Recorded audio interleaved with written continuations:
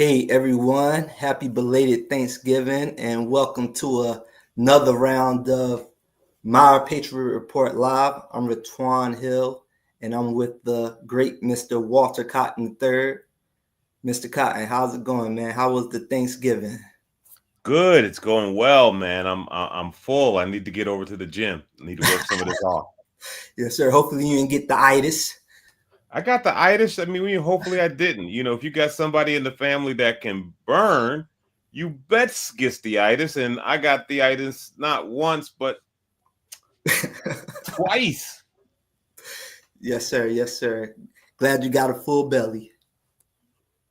Yeah, full belly, full house, a lot of love. Just, what I wish for every family during a gathering like that. We had it. Absolutely. Absolutely. And, unfortunately, not all families got to enjoy that. And what I'm referring to is the two service members who were attacked just 2 days, a day before Thanksgiving. And as of yesterday, one of the service members had lost their life, and the other service member, I believe they say, are in critical condition, which is very tragic. And I send my prayers and condolences to those families. Ditto. I do as well. And, this kind of it emphasizes the message that we are sending to the American people about the importance of taking care of him and her who bore the battle. When us servicemen and women sign up for service, we sign that DD Form 4 contract. We agree to go into deployment under any condition that the commander in chief deems necessary. We don't ask the politics of it, right? We don't ask the wisdom of it. We do check the legality of it, but we don't question the orders that we receive from our superiors. And so if you are a citizen soldier, please hear my voice when I say we need to make sure that our veterans, and yeah, I'm biased because I'm a veteran, but we need to make sure that our veterans and their families are cared for because they sign up for the ultimate sacrifice. Absolutely, absolutely. And my question is, okay, so when something like this happens on our soil, what does that say to you about where we are as a nation?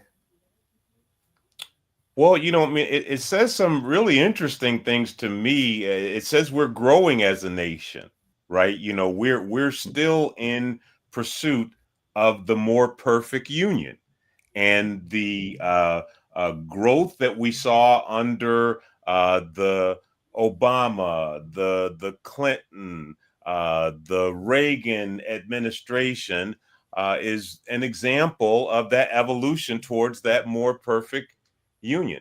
And so we're experiencing the change and contrast that comes from growth.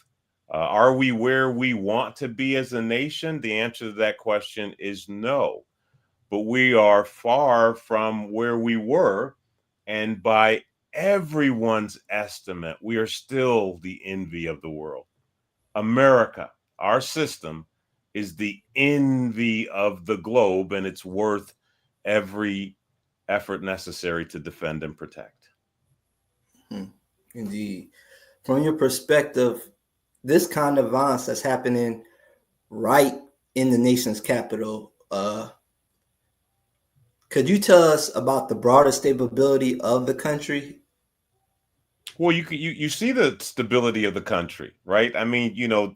This was an attack, right? This was an effort to destabilize us, right, and cause us to point fingers at each other and come undone. But again, man, this is an example of the resilience of these United States, right? We took that one on the chin and came back, and now we are loaded for bear, right? We've got our guns, lawyers, extra ammunition, and so you can't hit us with that one again. right? So these United States, as much as the division that comes from our history suggests this, that, or the other, we are one American nation, right? And we will respond to this with one voice. Mhm. Do you see this as a isolated tragedy, or do you see this part of a bigger signal about national security, readiness, and internal stability?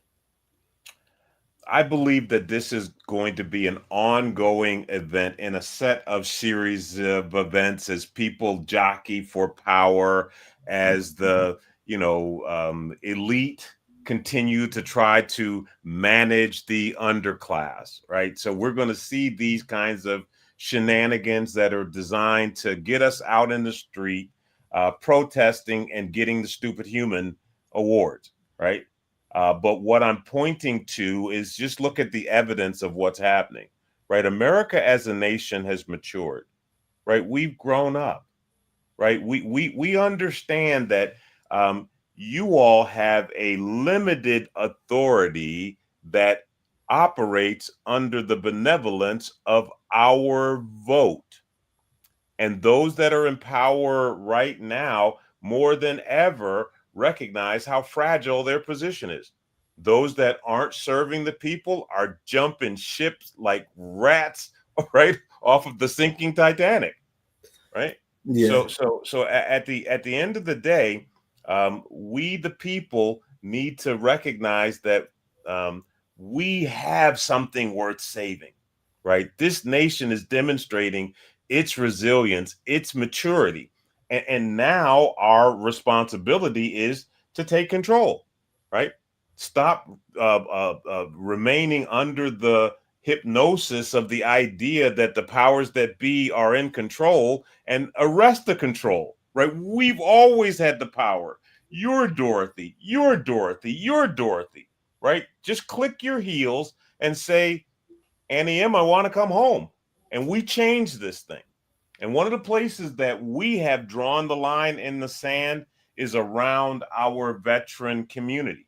And the place that you guys have heard us talking about over the past 12, 18 months is the need for us to ensure that there is a gold program for veteran owned small businesses at the Department of Defense.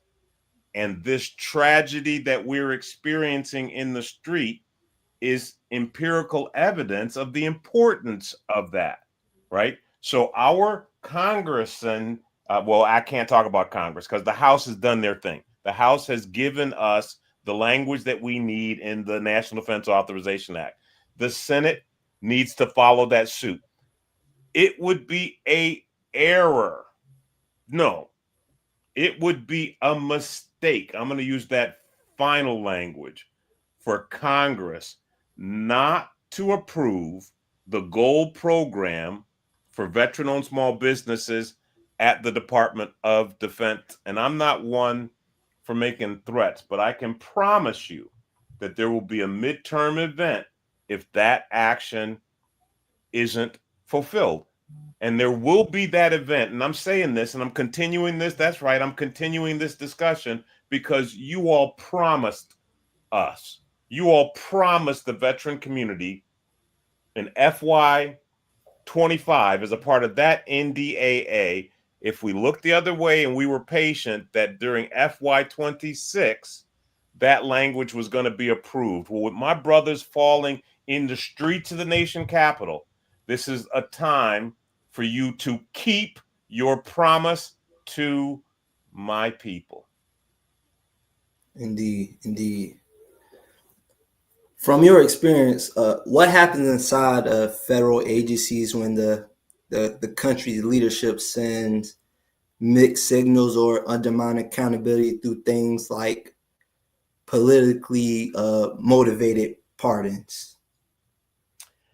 You know, the federal agencies are a unique animal, right? The federal agencies are manned by civil servants, right? These are careerists, right? Who much like the military, right? They take an oath when they take on those positions, Mhm. depending on how they grow to the place where they're bonded and the like.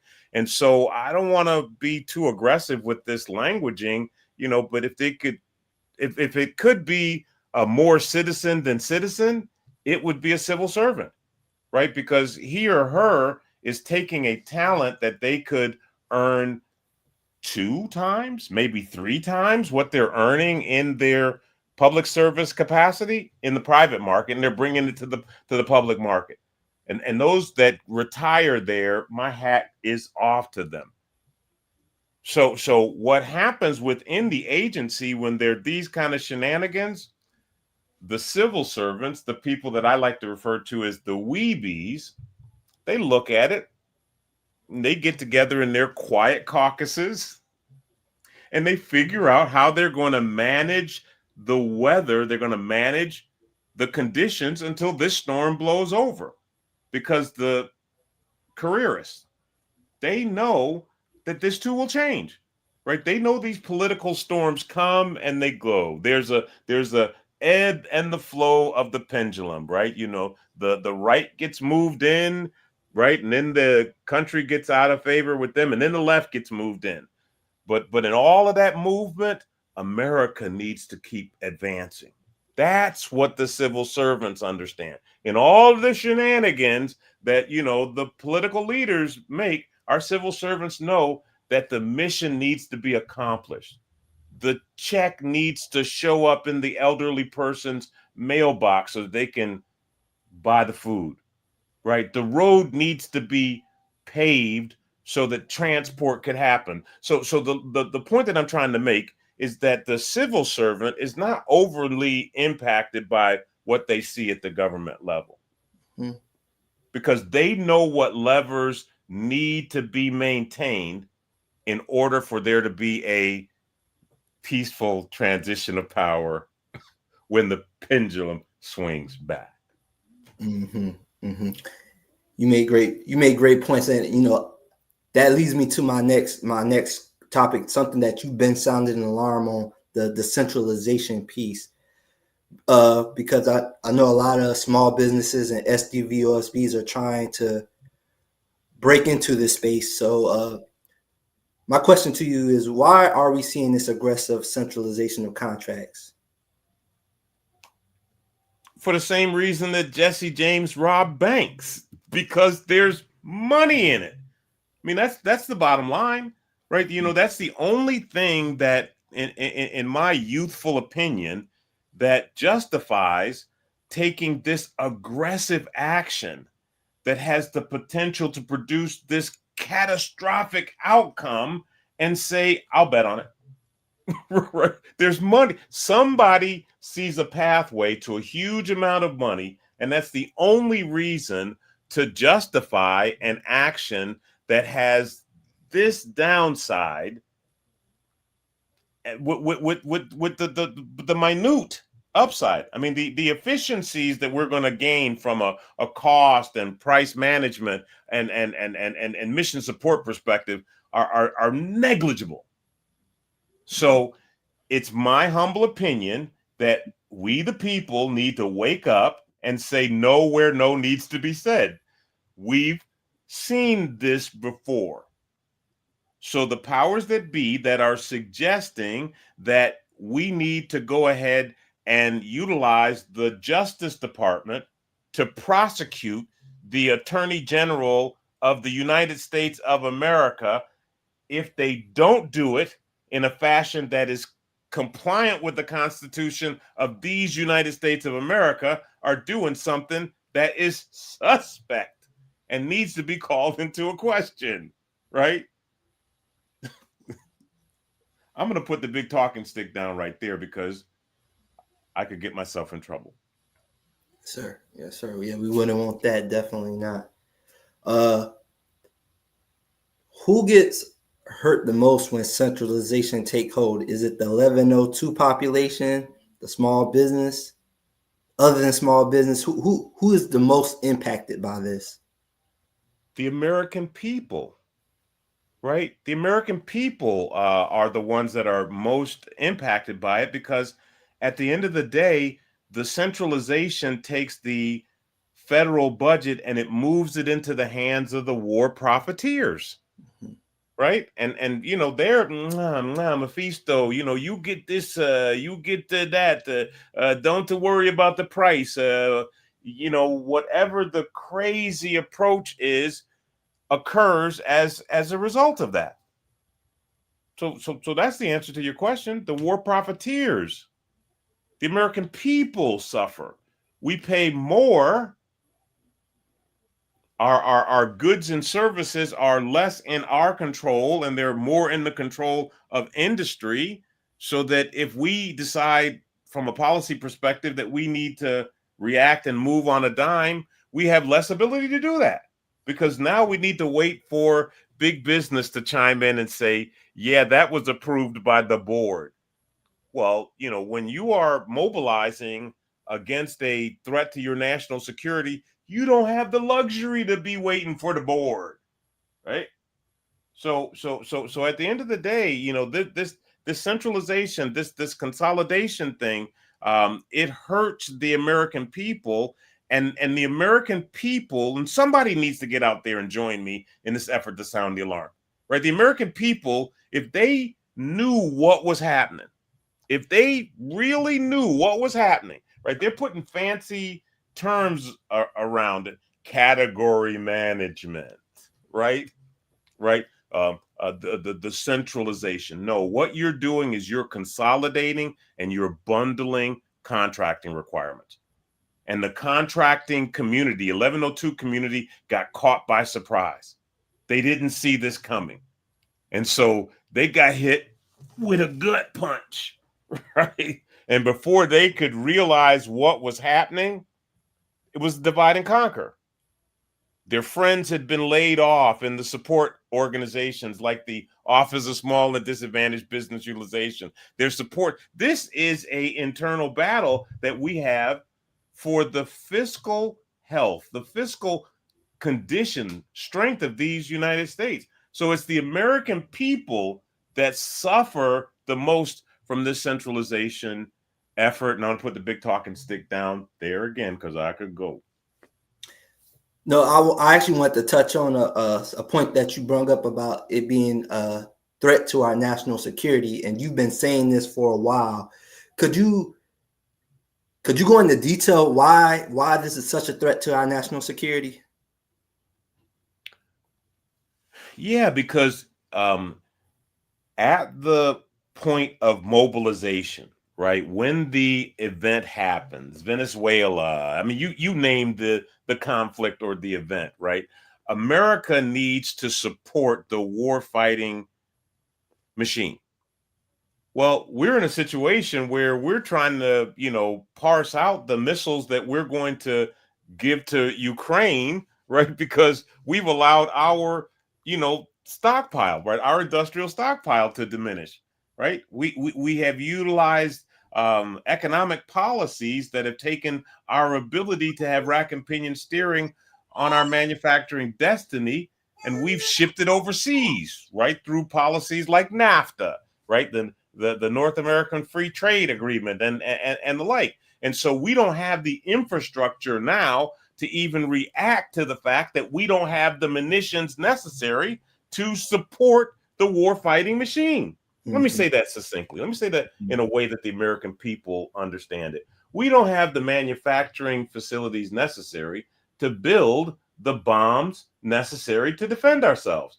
And one of the things that you all heard about recently was one of the munitions factories that blew up recently that was in that diminished the available inventory of manufacturing assets, right? And so at the end of the day, the economic instability reduces our ability to create the tanks, the ships, the submarines, the food, the clothing, all of the support systems that we need to defend ourselves in the event of a national emergency. And our enemies on a global stage see that. And they start employing non-military measures right? They start employing tactics of not shipping certain minerals and products and goods to our country, which is another form of conflict.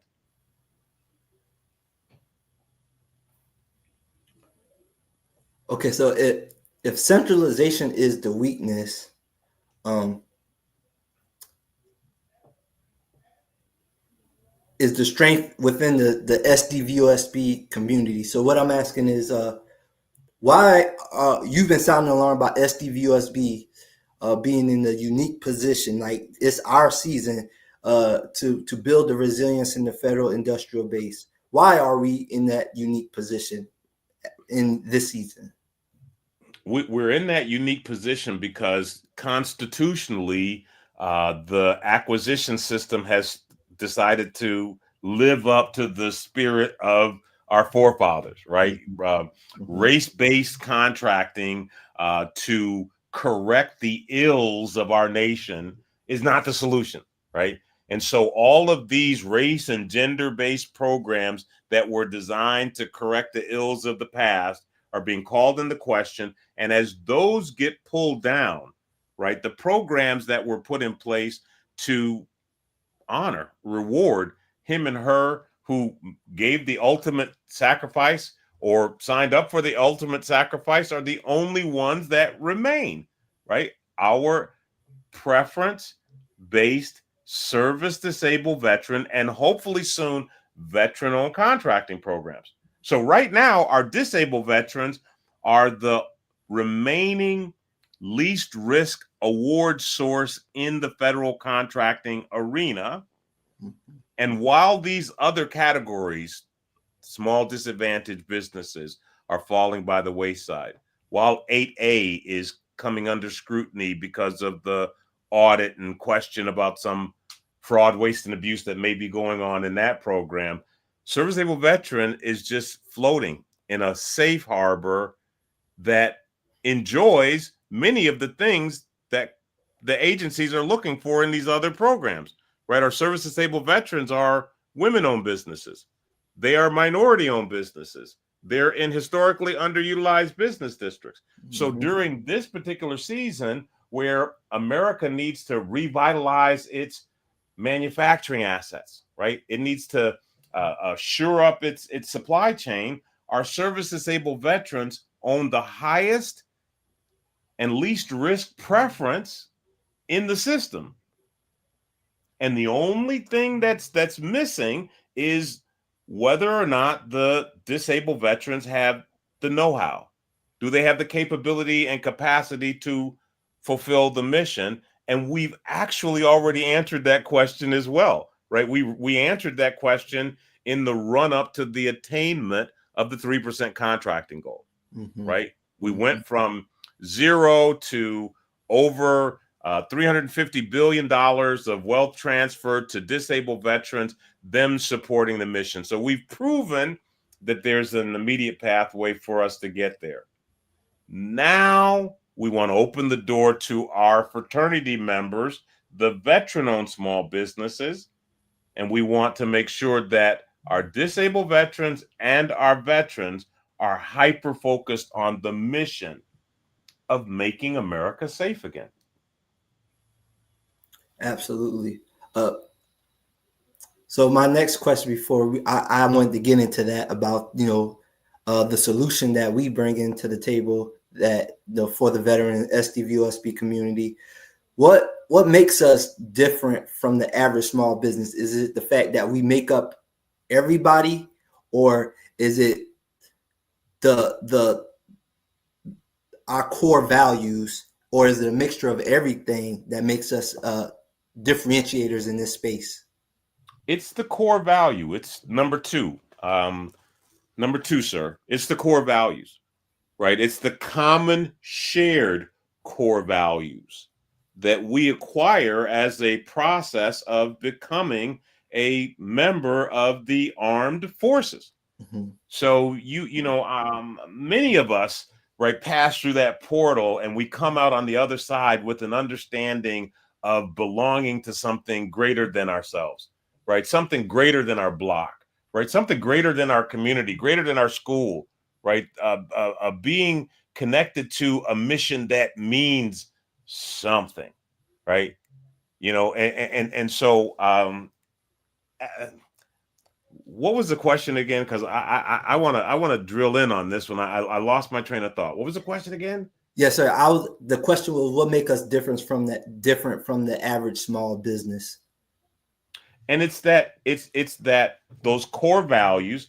It's the sense of community. It's the understanding of hierarchy, process, and procedure. Learning how to. It's the know-how that we've acquired, that was invested in, that was trained into us by the American people, that makes us different from the average business.